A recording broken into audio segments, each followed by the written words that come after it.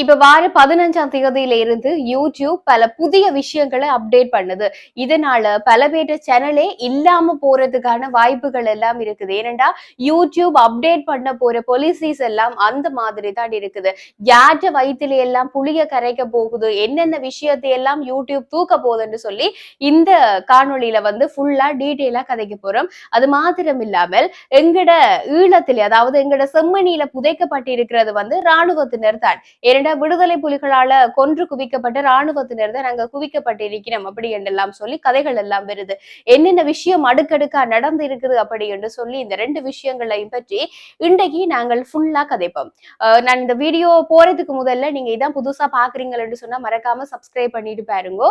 ஏனென்று சொன்னால் அதுக்கு பிறகுதான் நான் போடுற விஷயங்களையும் நீங்கள் பார்த்து தெரிஞ்சு கொள்ளக்கூடிய மாதிரி இருக்கும் என்று சொல்லிக்கொண்டு இன்னைக்கு முதலாவது விஷயம் யூடியூப் வந்து இப்ப ஜூலை மாசம் 15ஆம் தேதியில இருந்து புது புது அப்டேட்ஸ் எல்லாத்தையும் கொண்டு வந்திருக்குது. அந்த அப்டேட்ஸ்ல இப்ப நார்மலா பாத்தீங்கன்னா நாங்கள் ஒரு யூடியூப் சேனல் ஒன்று ஓபன் பண்றோம். ஓபன் பண்ணி நாங்க வீடியோஸ் போட்டு கொண்டு இருக்கிறோம் என்று சொல்லி சொன்னால் எங்களுக்கு அந்த வீடியோஸ்ல எந்த ஒரு ஸ்ட்ரைக்ஸும் விழ இல்ல.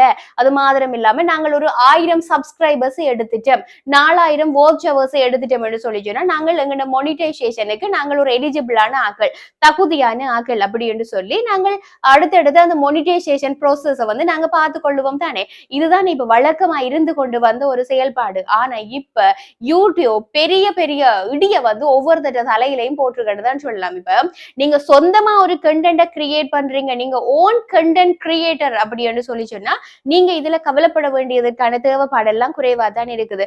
இதை விட்டுட்டு நாங்கள் இன்னும் ஒரு ஆக்கள் வீடியோவை சுட்டு போடுற நாங்கள் இல்லை என்று சொல்லி சொன்னால் நாங்கள் ஏஐ யூஸ் பண்ணி வீடியோஸ் செஞ்சு கொண்டிருக்கிறோம் என்று சொல்ற ஆக்களுக்கு இது எல்லாம் ஒரு கடுமையான அடியாத்தான் வந்து விழுந்திருக்குது. அதாவது யூடியூப் பாலிசியில என்னென்ன விஷயம் சொல்லப்பட்டிருக்குன்னு சொன்னா இப்ப முதலாவது பாத்தீங்கன்னா நீங்கள் வந்து இந்த ஏஐ யூஸ் பண்றது. இப்ப நீங்க சில பேர் பாத்தீங்கன்னா முழுக்க முழுக்கவே இப்ப அதிகமா நாங்கள் யூடியூப்ல பாக்கக்குள்ள இந்த ஏஐ வீடியோஸ் வந்து அதிகமா வந்துட்டுது. அதுல இந்த ஓனா கண்டென்ட் கிரியேட் பண்ணி செய்கிற வேண்ட பங்களிப்புன்றது வந்து ஓனா கண்டென்ட் கிரியேட் பண்ணி செய்யறது எவ்வளவு ஒரு பெரிய விஷயம், அதுல எவ்வளவு பெரிய ஒரு அர்ப்பணிப்பு எல்லாம் இருக்கும். ஆனா இந்த ஏஐ யூஸ் பண்ணி நாங்கள் ஈஸியா ஒரு வீடியோவை மேக் பண்ணிட்டு போயிடலாம். இதனால அந்த சொந்தமா வீடியோ செய்யற ஆக்களுக்கு அவ்வளவு தூரம் கஷ்டம் இருக்குமேடா. அவையில் அவ்வளவு தூரம் கஷ்டப்பட்டு செய்யற ஒரு வீடியோக்கும் இவையில் ஈஸியா ஒரு வீடியோவை செய்துட்டு போறதும் அது ஈக்குவலா தான் போயிடும். இது எல்லாத்தையும் ஸ்டாப் பண்ற மாதிரி தான் இப்ப நீங்க ஏஐ யூஸ் பண்ணி செய்யலாம். ஆனா என்னென்ன விதமா நீங்க செய்யலாம் என்றெல்லாம் இருக்குது. மொத்தமாவே நீங்கள் ஏஐ யூஸ் பண்ணி அந்த வீடியோவை அப்படியே போட்டீங்கன்னு சொன்னால் இனி நீங்கள் மோனிடைசேஷனுக்கு எலிஜிபிளா இருக்க மாட்டீங்கள். அது மாத்திரம் இல்லாமல் இப்ப நீங்க வந்து இப்படி கதைத்து கொண்டு இப்ப நான் கதைக்கிற மாதிரி நீங்க வந்து கதைச்சு கொண்டு இருக்கிறீங்க. நீங்க வரும்டா உங்களோட பேக்ரவுண்ட்லயோ இல்லைன்னா நீங்க கதைக்கிறதுக்கு முன்னுக்கோ வந்து உங்களுடைய அந்த ஏஐ இமேஜஸ நீங்கள் போடலாமே தவிர ஏஐலயே நீங்க ஃபுல்லா செய்ய இயலாது. அது மாத்திரம் இல்லாமல் நீங்கள் ஏஐல வந்து ஒரு கதை சொல்ல போறீங்கன்னு சொன்னா ஏஐ இமேஜஸ் போகலாம், வீடியோ போகலாம், ஆனா உங்களோட ஓன் வாய்ஸ் இருக்கணும். உங்களோட சொந்தமா உங்களோட குரல்ல நீங்கள் அந்த வீடியோவை செய்யணும். ஏனென்றா இந்த வீடியோ எண்டதான் அப்படி என்று சொல்லி நீங்கள் ஒரு அத்தாட்சி படுத்துற மாதிரி அந்த வீடியோவில் வந்து உங்களோட குரல் பதிவுன்றது வந்து கட்டாயம் இருக்கணும். இது மாத்திரம் இல்லாமல் இந்த ரியாக்ஷன் வீடியோ போடுறாங்கள நீங்க பாத்துருப்பீங்க அதிகமா. இப்ப நாங்கள் இந்த ரியாக்ஷன் வீடியோ எல்லாம் பார்ப்போம் தானே. இனி அந்த ரியாக்ஷன் வீடியோ செய்யறதுக்கு நிறைய கட்டுப்பாடு எல்லாம் வந்துட்டுது. இப்ப பாத்தீங்கன்னு சொன்னா ஒரு ஸ்கிரீன் இருக்கும், அதுல கீழே வந்து அந்த வீடியோ போகும், இல்லைன்னா மேல வீடியோ போகும், ஒரு ஆள் வந்து ரியாக்ட் பண்ணி கொண்டு இருப்பார். வெறுமனையே பார்த்து ரியாக்ட் பண்றது எல்லாம் இனி அம்மன் சல்லிக்கு பிரயோசனமே இல்லை. ஏன்னு சொன்னா இப்ப அந்த வீடியோ போகுதுண்டா அந்த அந்த வீடியோவில் இருக்கிற அந்த வாய்ஸ் எல்லாம் ஃபுல்லா கட் பண்ணிட்டு நீங்க அதுக்கு கதைச்சு ரியாக்ட் பண்ணணும். அப்படி என்று சொன்னாதான் உங்களை வந்து அந்த எலிஜிபிள் லிஸ்ட்ல சேர்ப்பிடும். இல்லையென்று சொன்னா அந்த மோனிடைசேஷன் எலிஜிபிள் லிஸ்ட்ல உங்களோட வீடியோ வரவே வராது, உங்களோட சேனலும் எடுபடாது. இப்படி நிறைய பாலிசிஸ் வந்து அட் பண்ணி கொண்டு வரப்படுது. அது மாத்திரம் இல்லாமல் இப்ப இன்னும் ஒரு ஆளோட வீடியோவை எடுத்து நீங்க போடுவீங்க தானே, சில வேலை ஏதாவது சின்ன எடிட்டிங்ஸ் செய்து போட்டு நீங்க போடலாம். அது எல்லாம் டோட்டலா இனி எடுபடவே மாட்டுது. உங்களோட சொந்த கண்டென்ட்டா இருக்கணும். யூடியூப் இனி எதிர்பார்க்கிறது எல்லாமே வந்து யூடியூப் கண்டென்ட் கிரியேட்டர்ஸ் தான் எதிர்பார்க்குது. ஓனா அவர்கள் வந்து தங்களோட சொந்த முயற்சியில ஒரு படைப்பை கொடுக்கணும், ஒரு விஷயத்தை கொடுக்கணும் என்றதுதான் யூடியூப் எதிர்பார்க்குது. அப்ப இது யூடியூப்பை பொறுத்த வரைக்கும் ஒரு பெரிய அடியண்டே தான் சொல்லலாம். இனி ஒவ்வொருத்தரும் வீடியோ செய்யல அவ்வளவு தூரம் அவதானமா இருக்க வேண்டியது மிகப்பெரிய ஒரு விஷயமா தான் இருக்குது. ஏனென்றா இப்ப சாதாரணமா நாங்க யூடியூப் மானிட்டைசேஷனுக்கு அப்ளை பண்ற மாதிரி இனி செய்ய இயலாது. அதுதான் ஒரு பெரிய பெரிய தலையீடு. அப்ப இனி நாங்க யூடியூப் செய்வோம் என்று சொல்லி யோசிக்கிறார்கள் எல்லாரும், ஒரு பயமும் இல்லை, நீங்க யூடியூப் செய்யலாம். ஆனா உங்களோட சொந்த கண்டென்ட்ல செய்தீங்கன்னா எந்த ஒரு பிரச்சனையும் இல்ல.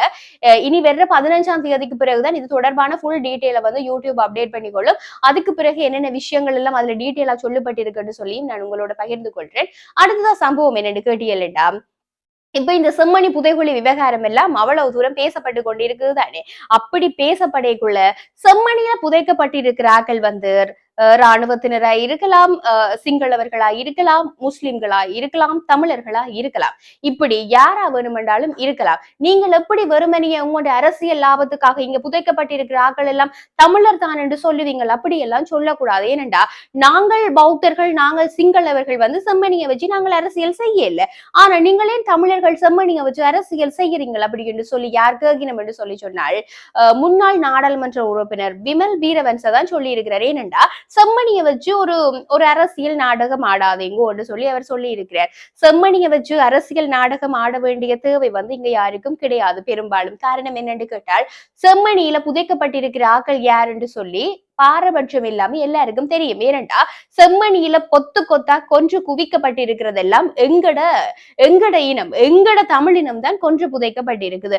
ஏனென்று சொன்னா இதை விட விமல் வீரவன்ச இன்னும் ஒரு விஷயமும் சொல்றாரு. இப்ப ஒரு இடத்துல சண்டை நடந்தா கட்டாயம் அந்த இடத்துல வந்து இப்படி பிணக்குவியல்கள் எடுக்கப்படும் தான். யுத்தம் நடந்த இடத்துல இருந்து இப்படி பிணக்குவியல்கள், இப்படி எலும்பு கூடுகள் எடுக்கப்படுறது வழக்கம் தான்.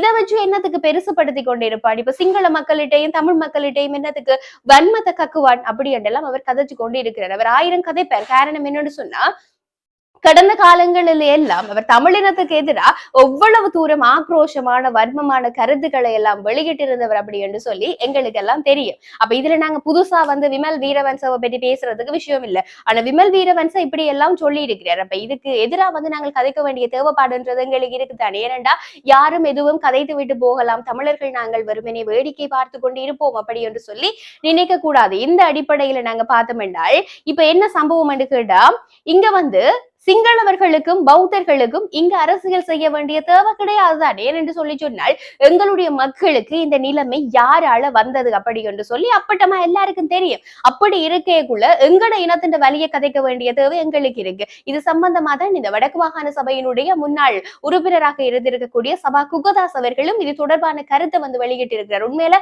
பாராட்டத்தக்க விஷயம். அந்தந்த தருணத்திற்கு ஏற்ற மாதிரி அவர் பல விஷயங்கள சமூகத்துல பேசுறது உண்மையில மகிழ்ச்சி. இந்த அடிப்படையில சபா குகதாஸ் அவர்கள் சொல்லி இருக்கிற விஷயம் என்னன்னா விமல் வீரவன்ச இத பற்றி கதைக்கிறதுக்கு எந்த ஒரு தகுதியுமே இல்லாத ஆள். ஏனென்று சொன்னா கடந்த காலங்கள்ல இப்படியான ஒரு இன வன்முறையை கட்டவிழ்த்து விட்டவர்கள்ல வந்து இவரும் ஒரு முக்கியமான நபர்.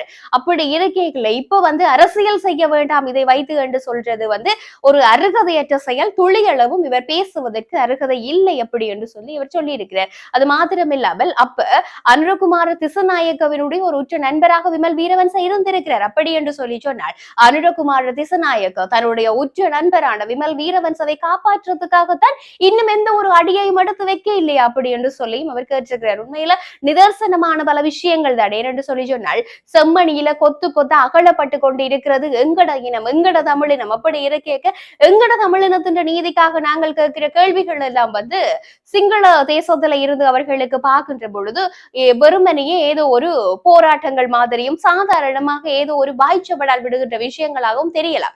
ஆனால் உண்மையில இங்க நடக்கப்பட்ட அநீதி, இங்கு இழைக்கப்பட்ட தமிழர்களுக்கு எதிராக நிகழ்த்தப்பட்ட அத்தனை விதமான சம்பவங்களுக்கும் பொறுப்பு கூறல், நியாயப்படுதல் என்றது வந்து தேவை என்றதுதான் மக்களுடைய எதிர்பார்ப்பா இருக்கு. அப்படி இருக்கேக்குள்ள விமல் வீரவன்ச போன்ற இந்த இனத்துவேசத்தை பேசக்கூடியவர்கள் வந்து அப்படி தொடர்ந்து கதைச்சு கொண்டுதான் இருப்பினும் அதுக்காக வந்து நாங்கள் பேசாமல் இருக்க முடியாது அப்படி என்றதுதான் எங்களோட தமிழர் தரப்புல இருந்து நாங்க சொல்ற மிகப்பெரிய ஒரு விஷயமாக நாங்கள் தொடர்ந்தும் எங்கட தமிழினத்துக்காக பேச போறோம் அப்படி என்றதுல எந்த ஒரு சந்தேகமும் இல்லை.